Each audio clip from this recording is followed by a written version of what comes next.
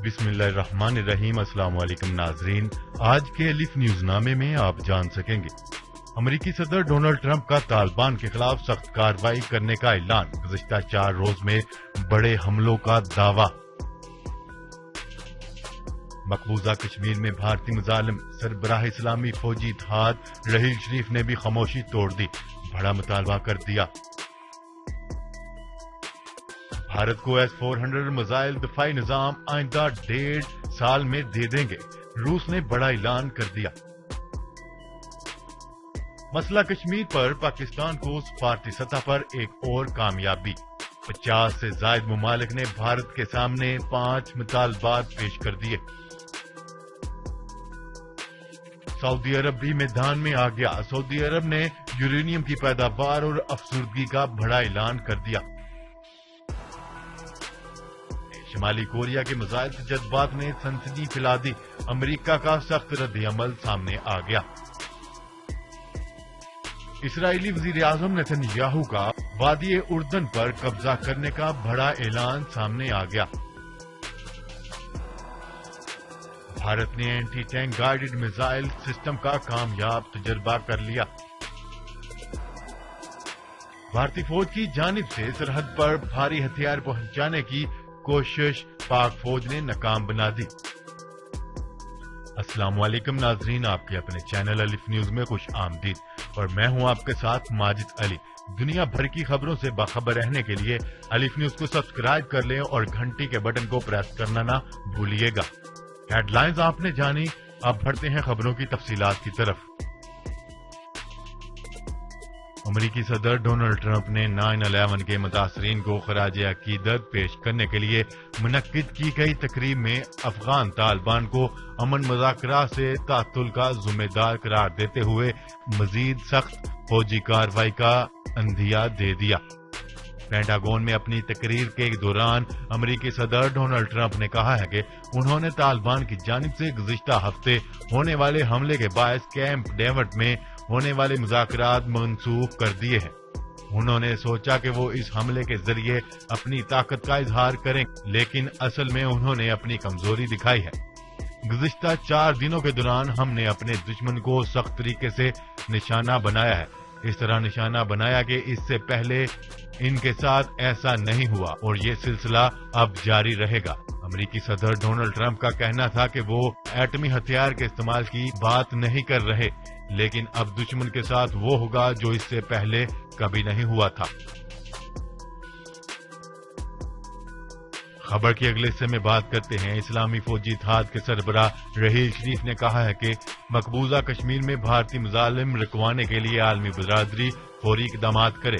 इस्लामी फौजी इत्तेहाद के कमांडर रहील शरीफ ने सऊदी दारुल हुकूमत रियाज में पाकिस्तानी सफारत खाने में तकरीब से खिताब करते हुए कहा है कि मकबूजा कश्मीर में होने वाले मुजालिम और मुसलमानों की नस्लकशी पर आलमी बरादरी को फौरी इकदाम करने की जरूरत है। नरेंद्र मोदी की सरबराही में हिंदुस्तानी फाशिस्ट हुकूमत ने तमाम हदें पार कर दी हैं। रहील शरीफ का कहना था कि पाक फौज किसी भी चैलेंज का मुकाबला इज्जत के साथ कर सकती है। राहिल शरीफ ने मजीद कहा कि वजीर आजम इमरान खान बहादुर मुसल्लह अफवाज और कश्मीर के मकसद के लिए पाकिस्तानी अवाम की कोशिशें काबिल तारीफ हैं। खबर के अगले हिस्से में बात करते हैं। रूस के नायब वजीर आजम ने कहा है कि भारत को रूसी दफाई मिसाइल निजाम S-400 आइंदा 19 माह के दौरान मिल जाएगा। रूस और भारत के दरमियान गुज़िश्ता बरस अक्टूबर में S-400 मिसाइल दफाई निजाम की खरीदारी का मुआहिदा हुआ था। इस मुआहदे से नई दिल्ली को अमरीकी पाबंदियों के खतरात का भी सामना करना पड़ सकता है। इस मुआहदे का हुजम 5 अरब 43 करोड़ अमरीकी डॉलर है। रूस की सरकारी न्यूज एजेंसी के मुताबिक भारत को S-400 की तरसील 2020 तक शुरू हो जाएगी, जबकि मुआहदे की रकम की अदायगी का मसला हल हो गया है।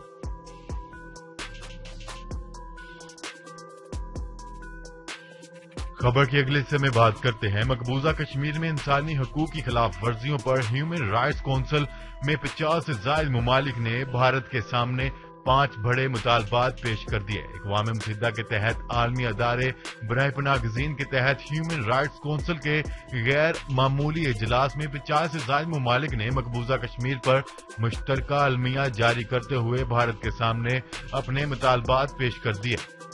مشترکہ المیہ میں پہلا مطالبہ کیا گیا ہے کہ بھارت کشمیریوں سے جینے کا حق نہ چھینے اور انہیں جینے دیا جائے۔ دوسرے مطالبے میں کہا گیا ہے کہ کشمیر میں مسلسل جاری کرفیو کو فوری طور پر ختم کر دیا جائے۔ تیسرے مطالبے میں بھارت سے کہا گیا ہے کہ بین الاقوامی میڈیا یا کشمیر میں مواصلات کے کریک ڈاؤن کی تصدیق کر چکا ہے اور کشمیر میں مواصلات کو یقینی بنایا جائے، سیاسی قیدیوں کو رہا کر دیا جائے۔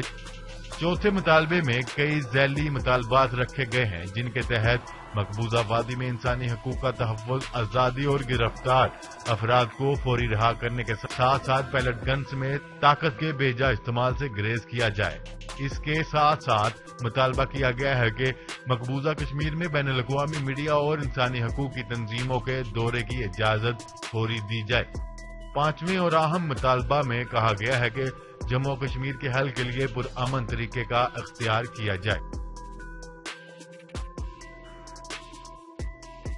خبر کے اگلے حصے میں بات کرتے ہیں سعودی عرب کے نئے وزیر توانائی شہزادہ عبدالعزیز بن سلمان نے کہا ہے کہ ان کا ملک اپنے منصوبہ بندی جوہری توانائی پروگرام کے لیے مستقبل میں یورینیم کی تیاری اور ان کی افزودگی کرنا چاہتا ہے۔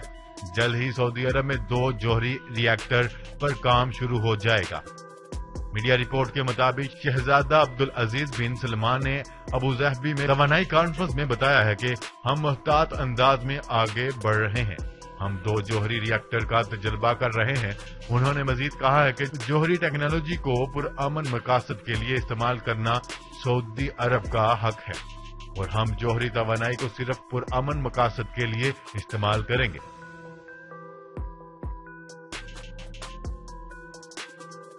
خبر کے اگلے حصے میں بات کرتے ہیں شمالی کوریا کی جانب سے میزائلوں کا تجربہ کیا گیا جس نے خطے میں سنسنی پھیلا دی ہے۔ تفصیلات کے مطابق شمالی کوریا نے پیانگ یانگ سے مشرق کی جانب 2 میزائل داغے۔ اس اقدام پر جنوبی کوریا کی جانب سے شدید رد عمل سامنے آیا ہے۔ جنوبی کوریا کے خبرساں ادارے کے مطابق شمالی کوریا نے مشرق سے کھلے سمندر کی جانب میزائل فائر کیے۔ امریکہ کی جانب سے بھی اقدامات پر سخت رد عمل سامنے آیا ہے۔ امریکی حکومت نے بھی تجربوں کو ناقابل قبول قرار دے دیا۔ ڈونلڈ ٹرمپ نے کہا ہے کہ شمالی کوریا کو اپنے جوہری ہتھیاروں اور اس سے جڑے خطرات سے متعلق سنجیدگی سے سوچنا ہوگا۔ خیال رہے کہ چند ہفتے پہلے بھی شمالی کوریا نے اقوام متحدہ کی پابندیوں کو نظر انداز کرتے ہوئے کئی شارٹ رینج میزائل تجربات کیے تھے۔ قبل ازیں شمالی کوریا نے ستمبر کے آغاز میں امریکہ کے ساتھ جوہری مذاکرات شروع کرنے کی مشروع تجویز پیش کی تھی، البتہ اس ضمن میں پیش رفت نہیں ہو سکی۔ خبر کے اگلے حصے میں بات کرتے ہیں اسرائیلی وزیر اعظم نیتن یاہو نے منگل کے روز مغربی کنارے میں واضح وادی اردن پر قبضہ کرنے کے اپنے ارادے ظاہر کر دیے۔ اسرائیلی ٹی وی چینل پر چلنے والی اپنی تقریر پر انہوں نے علاقے کو اسرائیل کا حصہ قرار دیتے ہوئے کہا ہے کہ اگر عوام نے انہیں بھاری مینڈیٹ کے ساتھ انتخابات میں کامیاب کروا دیا تو وہ وادی اردن اور بحیرہ مردار پر اسرائیل کی حکومت قائم کریں گے۔ نیتن یاہو کا کہنا ہے کہ یہ قدم فوری طور پر اٹھا سکتے ہیں، تاہم اس کے لیے انہیں واضح مینڈیٹ کے ساتھ جتوانا ضروری ہوگا۔ انسانی حقوق کے لیے کام کرنے والی ایک اسرائیلی تنظیم کے مطابق جس علاقے کی نیتن یاہو بات کر رہے ہیں وہاں 65,000 فلسطینی آباد ہیں، جبکہ 11,000 اسرائیلیوں کو بھی وہاں آباد کیا گیا ہے۔ خبر کے اگلے حصے میں بات کرتے ہیں بھارت نے anti tank guided missile system کا تجربہ کر لیا۔ DIDO میزائل سسٹم کو ایک جگہ سے دوسری جگہ آسانی سے منتقل کیا جا سکتا ہے۔ یہ 3rd جنریشن وارفیئر ہتھیار بھارتی فوج کے لیے بنایا گیا ہے۔ یہ میزائل سسٹم ٹینک شکن اور اپنے ہدف کو صحیح نشانہ بنانے کی صلاحیت بھی رکھتا ہے۔ یہ میزائل سسٹم بھارت میں تیار کیا گیا ہے اور پاکستان اور بھارت کے درمیان چل رہے کشیدہ ماحول میں اور تناؤ لانے کی کوشش کی جا رہی ہے۔ اس سے قبل بھارتی وزیر اعظم نریندر مودی نے مقبوضہ کشمیر میں جاری کرفیو لاک ڈاؤن کو فخریہ کارنامہ قرار دیتے ہوئے کہا ہے کہ پچھلے دنوں میں ہماری حکومت نے دہشت گردوں کے خلاف جرات مندانہ اقدامات کیے ہیں۔ خبر کے اگلے اور آخری حصے میں بات کرتے ہیں پاکستان اور بھارت آرمی کے درمیان لائن آف کنٹرول پر شدید جھڑپیں۔ پاکستانی فوج نے جوابی کارروائی کرتے ہوئے بھارت کے متعدد فوجی جہنم واصل کر دیے۔ بھارتی فوج کی جانب سے پانڈو سیکٹر پر بھاری ہتھیار پہنچانے کی کوشش بھی پاکستانی فوج نے ناکام بنا دی۔ فوجی ذرائع کے مطابق پاکستان آرمی نے بھارتی ہتھیار تباہ کر دیے۔ پاکستانی افواج نے گزشتہ روز بھارتی افواج کو منہ توڑ جواب دیتے ہوئے نہ صرف ان کے فوجیوں کو جہنم واصل کر دیا بلکہ ان کی بھاری ہتھیار نصب کرنے کی کوشش بھی ناکام بنا دی۔ بھارت پاک فوج اور شہری آبادی کو نشانہ بنانے کے لیے بھاری ہتھیار نصب کرنا چاہتا تھا لیکن پاکستانی افواج نے بھرپور جوابی کارروائی کرتے ہوئے ان کی کوششوں کو ناکام بنا دیا۔ جی تو ناظرین آج کے لیے اتنا ہی، مزید خبریں لے کر بہت جلد آپ کی خدمت میں حاضر ہوں گے، تب تک کے لیے اپنا خیال رکھیے گا۔ اللہ نگہبان۔ پاکستان زندہ باد، پاکستان آرمی پائندہ باد۔